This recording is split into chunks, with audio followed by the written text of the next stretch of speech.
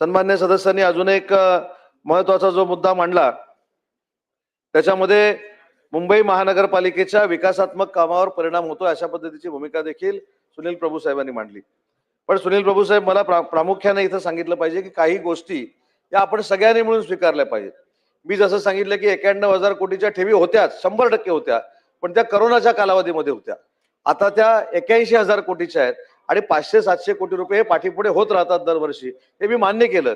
परंतु मिठी नदीमध्ये काय झालं हे देखील काय काय सांगतो ना, त्याच्यावर पण येतो। नाही 91 का होते आता त्याच्यामध्ये मी बोललो तर परत वरूनजी राजकीय होईल। 91 मध्ये काम होतं, कोविड मध्ये कोणीच काम केलं नाही। कोविड मध्ये लक्षच आपलं दुसरीकडे होतं, त्याच्यामुळे त्या 91,000 कोटी राहिल्या होत्या। त्या आता 79,000 कोटीवर देखील आल्या होत्या आणि या वर्षी त्याच्यामध्ये जवळजवळ 1.5 ते 2.25 कोटीनं वाढ झाली आणि म्हणून ती 81,000 कोटीवर गेलेली आहे।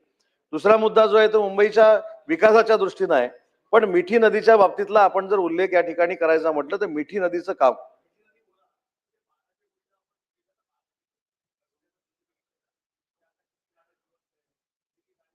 सगळं सगळं सगळं सगळं 1200 कोटीमध्ये काय जिवंत आहे आणि काय नाही हे पण सगळं सांगणार आहे, पण मिठी नदीनंतर सांगणार आहे।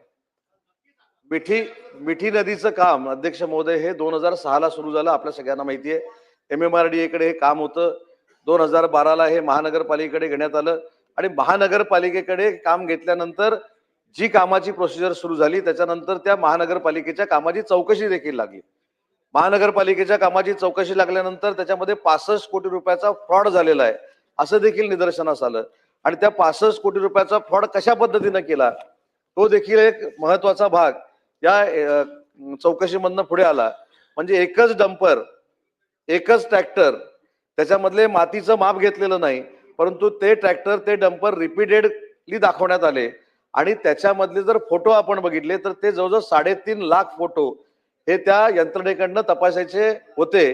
त्याच्यातले 2 लाख फोटो आपण तपासले आणि 2 लाख फोटो तपासल्यानंतर लक्षात आलं की जे डंपर आपण दाखवले होते त्याच्यामध्ये गाळ पण नव्हता। त्याच्यामुळे त्या सगळ्या सिस्टीम मध्ये मला अजिबात जायचं नाही। त्याच्यावर 12-13 लोकांवर कारवाई झाली।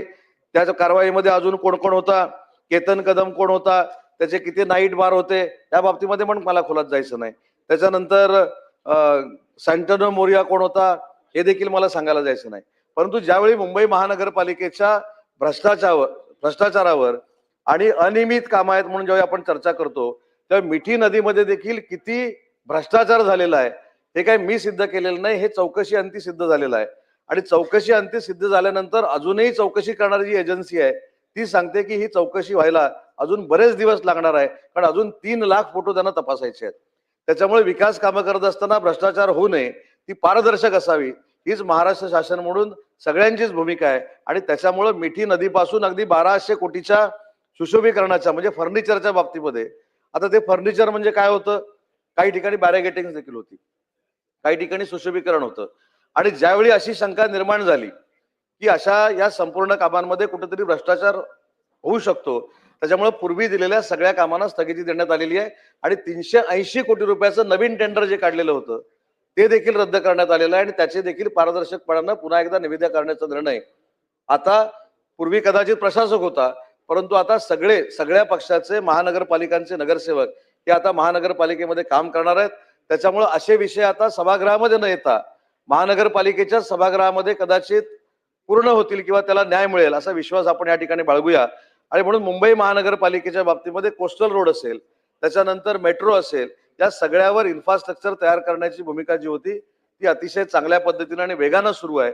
पण या सगळ्या बाबतीमध्ये मुंबईचे सर्वपक्षीय जे लोकप्रतिनिधी आहेत त्यांना देखील मला एक विनंती करायची आहे की मुंबई हे आंतरराष्ट्रीय शहर आहे आणि मुंबईच्या आंतरराष्ट्रीय शहरामध्ये चांगले चांगले प्रकल्प आणण्याचा प्रामाणिकपणाचा प्रयत्न BMC पण करतंय, महाराष्ट्र सरकार देखील करतंय आणि म्हणून त्या सगळ्या प्रकल्पांना त्या सगळ्या आमदार महोदयांनी पाठिंबा द्यावा। चुकत असेल ते देखील निदर्शनास आणावं, परंतु मुंबईच्या आंतरराष्ट्रीय शहराला विकासात्मक ताकद देण्याची जबाबदारी ही फक्त शासनाची नाही तर सर्वपक्षीय लोकप्रतिनिधींची आहे, हे देखील या ठिकाणी मी नमूद करतो।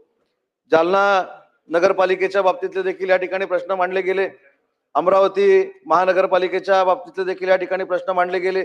या सगळ्यावर एकच उपाययोजना त्यांनी मागितली आहे की जालना असेल, अमरावती असेल किंवा छोट्या छोट्या महानगरपालिका आहेत, त्या छोट्या छोट्या महानगरपालिकेमध्ये इन्फ्रास्ट्रक्चरची कामं करणं गरजेची आहेत. अशा पद्धतीची भूमिका ज्या ज्या सदस्यांनी मांडलेली आहे तो देखील निर्णय सकारात्मक शासन घेईल. महेश सावंत साहेबांनी झोपडपट्टी पुनर्विकास योजनेच्या संदर्भातले जे मुद्दे मांडलेले आहेत, मी आताच प्रभारी मंत्री शंभूराज देसाई साहेबांशी चर्चा केली. त्यांनी सांगितले की आपल्याला बरोबर घेऊन या संदर्भातली एक व्यापक बैठक ही लावली जाईल आणि नुसता या प्रश्नापुरतं मर्यादित नाही, तर जिथं जिथं SRA मुंबईतले प्रश्न प्रलंबित आहेत याच्यावर तिथल्या लोकांना न्याय देण्यासाठी उपाययोजना केली